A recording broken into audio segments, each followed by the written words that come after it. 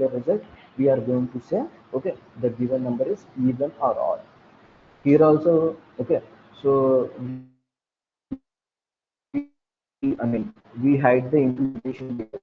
So we don't know how this check even or odd,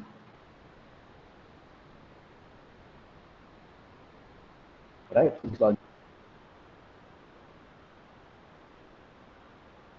Okay, so by passing the different types also, okay, you can,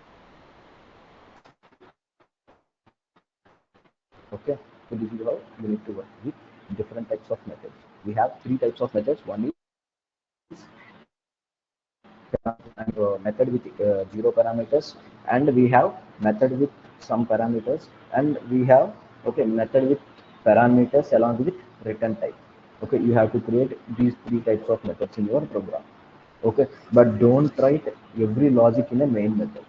Okay, try to divide the logic. Okay, here I divided the logic, no, so you have to use a method like this.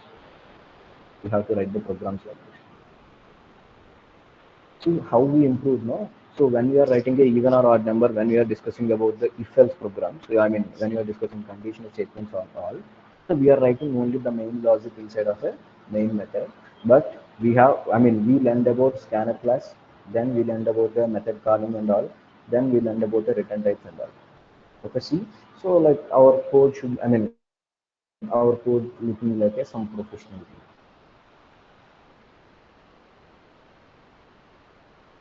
Okay, so please create a or please write a programs in this particular format only. So otherwise, okay, you can't get into a Capgemini. So these are the coding rules. Okay, so they are checking in the Capgemini. So yeah, on Friday only. So they reviewed us. Okay, they asked us how we are implementing and how they are doing. So they implement. They introduce some new coding guidelines. Okay, in those coding guidelines, okay, these are the things they mentioned. So you have to create a separate method for logic, and you have to create a separate method for main. Okay, so they are very particular about these type of things. Okay, because anybody can write the program for even or odd. Okay, even a C language developer also can write the code. But we are using a Java. We need to develop a code in a secure manner, right? So to develop a code in a secure manner to look more professional in coding, okay, you have to use this. Okay, is it clear for everyone? If you are having any issues or if you are finding any doubts in it, please ask me now only. So Hmm. it's a bit difficult in its written type. Okay, in understanding the written type, huh?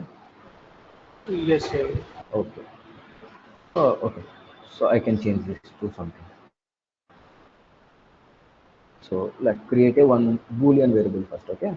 So I'm creating a boolean variable, so which is a result. So I'm creating a boolean variable which is a result. Okay, I am passing, okay. So this boolean variable to method calling.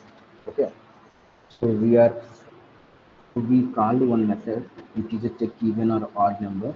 Okay, that particular method returns something to the result variable. Okay, we are passing, okay, something to the result variable. Okay, so the based on the result variable we are going to print. Okay, res is the result variable here.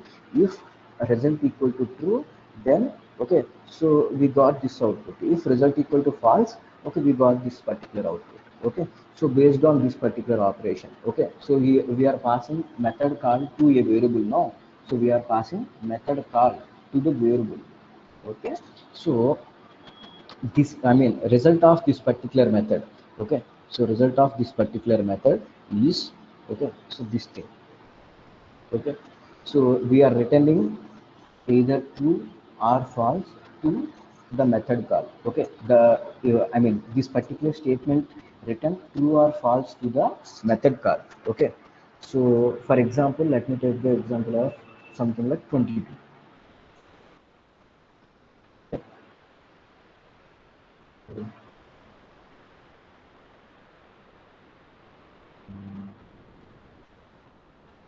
Your number equal to, for example, okay, 22. Okay, so 22 is stored in a because we passing the values from the main method. Okay, so we are checking the 22 is a percentage to equal to 0 or not.